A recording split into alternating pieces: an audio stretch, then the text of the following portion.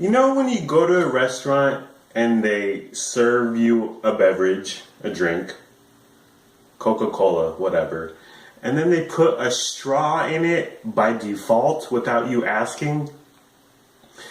Who is that for? Okay?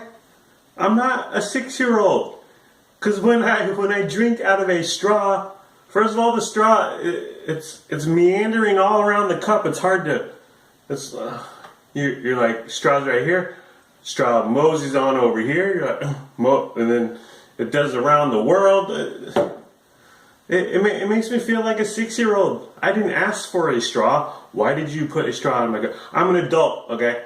I like it when I drink out of a cup and the ice gets on my lips, my beautiful, sexy, pouty, full lips, and I enjoy that sensation. This isn't a Capri Sun over here. I don't get that. And when they do it by default, if you want a straw, ask for a straw, but don't give me a straw. Straw. Oh, hello. Thanksgiving. I ate too much. I binge ate, I overate, I pigged out, but I'm still alive. I'm fighting another day. So this is what happened. I went down to my parents in San Diego. I'm in Sacramento, just outside Sacramento. Went down to my parents in San Diego on Wednesday morning, so the day before Thanksgiving. And it helped that I was like perfect up until that point.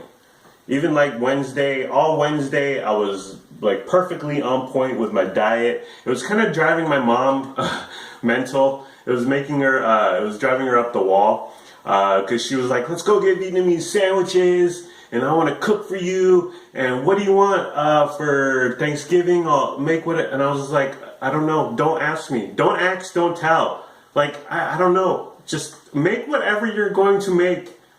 And I don't know, when I get into a mode or a zone where I'm very focused with my eating, and I'm on point, and I'm super light, super smart about it, I just don't want to talk about food, or I don't want to desire food or manifest the thoughts of food in my brain. I'm an odd individual, okay?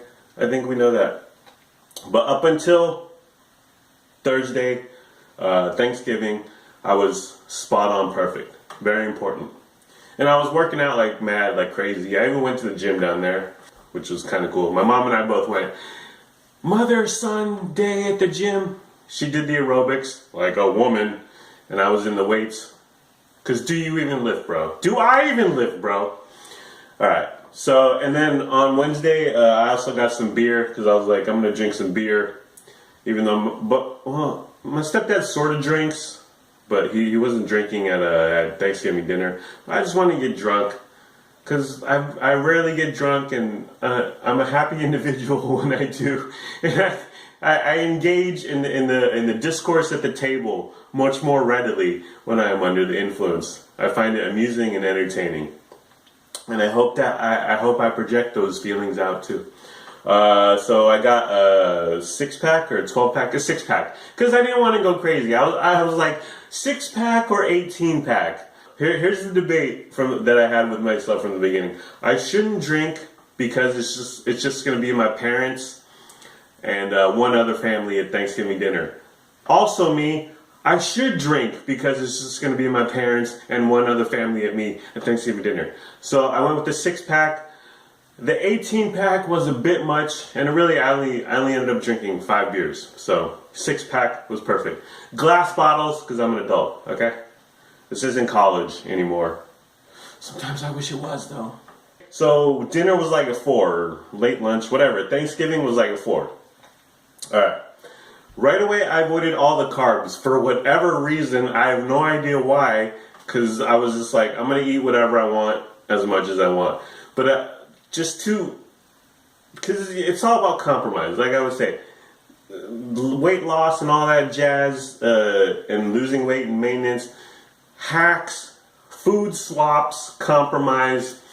So I avoided, my mom had made a bunch of buttered rolls and mashed potatoes and there were three things I avoided. So the rolls, the mashed potatoes, and then the green bean casserole stuff, which I never really liked in the first place, okay? It's essentially cream of mushroom soup, which is fine, but you can eat cream of mushroom soup all day, 365 days a year, and it's not special. But suddenly you put like some canned green beans in there and those brown fried onion things on top, and suddenly it's Thanksgiving. No. That's not a real Thanksgiving food, okay?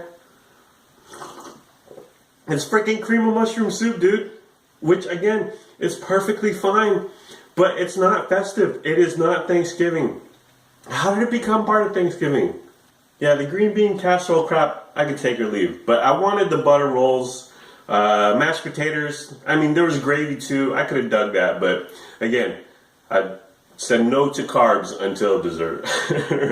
But what I did eat was the family that came over, parents of my mom, no, friends of my mom.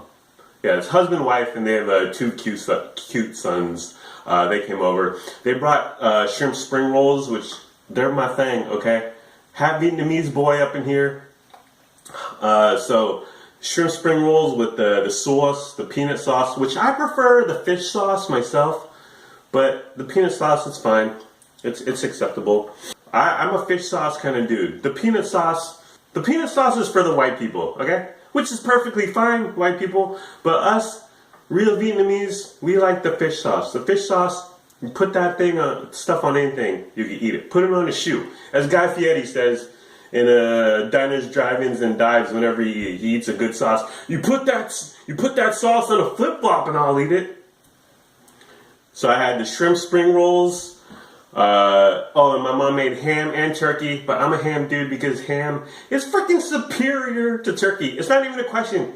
Get out of here with that mess if you're a turkey dude, okay? Maybe dark turkey meat is okay.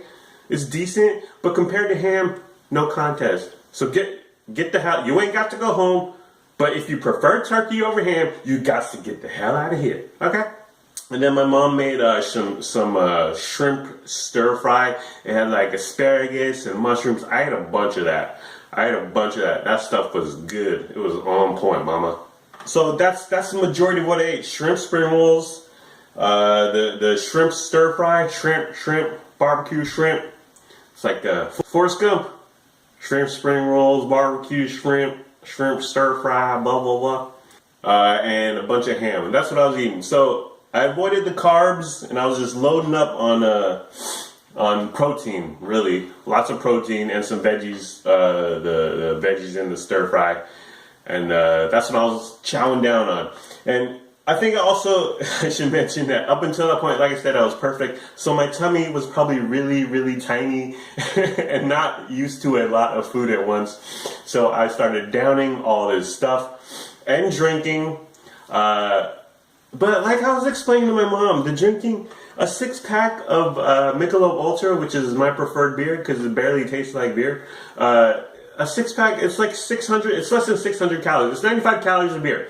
So I was just looking at this 6-pack and I was like, this is 600 calories and it will lead you to happiness and smiling and fun. So what's wrong with that? So I was drinking beer, shrimp spring rolls, shrimp stir fry, and ham. Jamon, as they say in Spain and Mexico, I believe. Ate a bunch. I was freaking stuffed already. My tiny tummy was like, "Where's all this food coming from? You freaking savage bastard!" So I was already full, and I think everyone else was finished or was getting around to the finishing, and so I'm drinking, and I'm feeling happy. So we're sitting around chatting, and I don't remember what the hell was going on. But I turned to my mom and I was like, I'm ready for cheesecake and ice cream. Okay, let's speed this process up. Let's get to the good stuff. I'm a dessert dude. Cookies and cream, that's my favorite. That's my jam. My mom made homemade cheesecake. And then the day before when I bought my beer, we bought some ice cream. She's like, what kind of ice cream do you want? I was like, cookies and cream, girl. What is this, amateur hour? Okay. Cookies and cream all day, every day. So she busts out the cheesecake. And here's a picture of the cheesecake of what she served. As you can see, about 15 to 20% was already gone, which is fine. She was taste testing it because I'm very important. I'm like the freaking president, okay? I'm like I need to make. She was making sure that nothing is poisoned because Lord forbid I pass away from food poisoning. I'm very important. So she had already taken off a slice or two of her cheesecake, which was excellent. And then I started in on the ice cream. Like I said, I'm a cookies and cream dude, so I started mashing on the cookies and cream. And for whatever reason, at the dinner table, the cookies and cream was like the pint or carton or whatever. It was right in front of me, so I just kept eating it. No, I wasn't a freaking barbarian, okay? Like I made sure to spoon it into my bowl before consuming it, but it was right in front of me, and I just kept serving myself, and I was already full from freaking dinner. I was already freaking the fat kid from Willy Wonka and the Chocolate Factory from dinner, and then I proceeded to eat cheesecake, which is super rich, obviously super heavy, super thick, icky. And then the cookies and cream ice cream, which is my jam. So I started eating that crap, and I was freaking bursting at the seams. And at one point, my mom just took the ice cream away from me. I mean, she didn't even say anything. I don't know if she was even conscious of what she was doing, but thankfully, she took the freaking ice cream away from me, from being in front of me. And Mom, I love you for that. God bless you. Thank you for doing that. Thank you for saving me. Thank you for saving your son. I ate way too much cookies and cream and cheesecake. Like on Wednesday, my mom was like, "Why aren't you eating anything? Or are you gonna eat?" Or because, like I said, I was laser focused up until Thanksgiving, and I told her straight up, I was like, "Mom, once I start eating, you will not be able to stop me." That's just how I am. I'm either 100% on point or 100% off course, off track, pigging out whatever I want. And again, that's just my personality. Food is my friend. All the sad, pathetic cliches and tropes, that's kind of my life. But as long as I keep it on point, I don't know, whatever, 75% of the time, 80, 90% of the time, I can do that. I can allow myself to pig out and oink it up every once in a while. So I was like, once I start eating, you're not gonna be able to stop me. And I was absolutely correct, because so we did dinner, we did dessert, and then I get to their cupboard. Now my parents' cupboard is like Snackorama. It's snack heaven, okay? It's freaking crazy. It's just mad snacks. And so I just raided in there, and my parents don't care, because they're just like, whatever. So I just started eating the snacks from their cupboard. I'm talking Doritos. I took an unopened bag of Doritos, which I wasn't really into. I mean, I had a few, but I kind of stopped relatively quickly. I don't know, I wasn't feeling it. They were just nacho cheese, which is fine, but I ate 3 sleeves of Ritz crackers, because, I don't know, it was the garden vegetable kind, and they were really yummy, so I just started eating them. And I'm drinking this whole time also, like I said. I had 5 beers the entire night over the course of a couple hours. I was eating Ritz crackers by the sleeve, and then excuse me, where are my manners? Pardon me, excuse me, a baking powder. Ooh, that was a triple. I'm sorry. No, really, I am sorry. I apologize. I have bad manners. I'm sorry. Can we move on? Whenever I have an argument with a girlfriend or a girl I am dating, that I don't see what the significance is, I'm always like, can we move on? Can we agree to move on from this argument or this conversation topic or this premise that you have set up that makes me a bad-looking person? Can we move on? Can we agree that we disagree on this one topic, and can we move on to happy times again? Huh? Okay? Can we? I'm single, ladies. Can you tell? So Doritos, 3 sleeves of Ritz crackers, cranberries, which had expired. Here's a picture. As you can see from the due date, they had expired in April or whatever. But my mom was like, go ahead, eat them. And I was like, thank you, Mommy. I trust you. So I ate the rest of that bag. There wasn't a lot. I mean, there was a significant amount, but it wasn't like it was a Costco bag, Costco size bag, but it was near the bottom.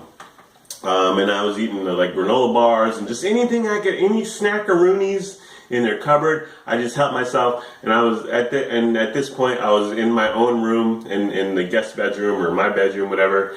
I was on my bed in pain, but I was just eating because who the hell cares, right? Like I said, once I start eating, you're not gonna be able to stop me, okay? So I was enormously full. I felt fat. I hated myself. I was just like, it was so much self-hatred and self-loathing going on. Like, why did I do this to myself? Oh! I was just like, I hate me, I hate you, I hate everyone at this dinner, I hate the entire planet, F me, F you. I was screaming, F the world! That was a Tupac reference, kids. Google it. And at one point, I was drinking a beer by myself on my parents' couch. Everyone else was still chatting at the table, yucking it up. And I was sitting there all alone. And I just thought, well, this is it. I had a good run. I was 173 pounds when I flew down to San Diego. And I mean, I used to be very handsome. I was very good looking. But now it's all downhill from here, okay? I felt like a cow. Moo. Yeah, and one thing to note is that the Ritz crackers and the expired cranberries, the 7 months expired cranberries, I was eating them in bed, so it was additionally extra sad and pathetic, the scene going on there. It was something to behold. I'm sure it was amazing to witness. So I'm sitting there, continuing to eat, feeling like crap. And I sat there on my big fat belly on my parents' guest bed, continuing to eat and drink. And I was just like, I hate everything. I hate Thanksgiving. I hate November. I hate the holidays. F everything. Screw everything. What the hell's the point? So anyways, that was my Thanksgiving. But as I always say, when you go on a binge, because it is bound to happen, food is fun, food is pleasure, okay? The whole social ritual that comes with food, that exists, and it's something that you're going to have to deal with for the rest of your life. So I did all that, and then, what do I always say? When you get on a binge, you want like a wake-up call. You want like the alarm, like your clock alarm going off. You want a shot to bring you back to reality. And so I've given examples of like pick a specific time, like if it's 1 o'clock right now, eat like crazy until 3 p.m. And there you go. And then at 3 p.m. be like, okay, so you want to be conscious. I mean, you're mindlessly shoving food down your gullet, but picking a time works for me. Like, I'm going to eat whatever I want for 2 hours or 4 hours or 6 hours or a day sometimes. So picking a time that works for me, or picking an item, a specific item, picking a time to stop, or picking a specific item to stop. Like, I'm going to eat this carton of cookies and cream, ice cream, and when I'm done, that will be it, and I will be done. And that works for me. But another thing that works for me is pooping. So that's what happened to me. I was in my parents' guest room, eating like there was no tomorrow. And I ate and ate and ate. And then I was like, oh, gotta poop. I have to poop.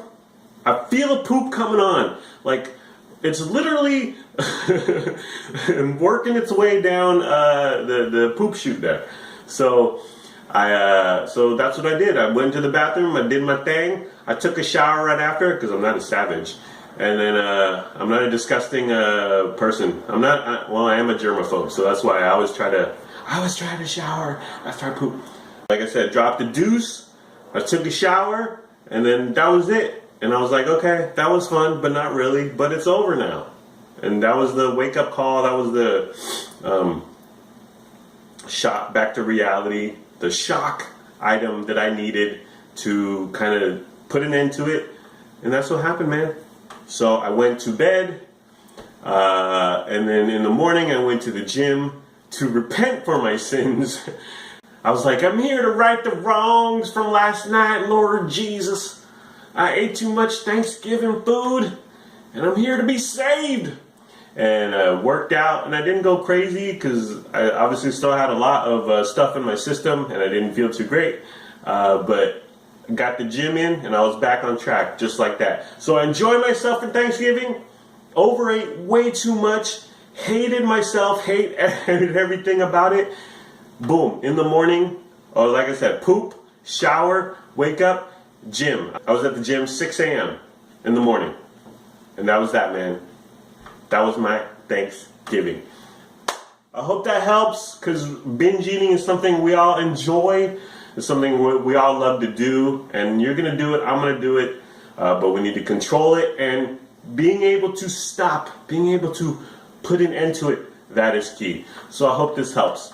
Like, comment, subscribe, or don't. Do whatever you want. You're an adult. Make your own decisions. Do what's best for your family. Peace. Hello, and welcome to Lazy Healthy Dudes Couch. Just a few more thoughts.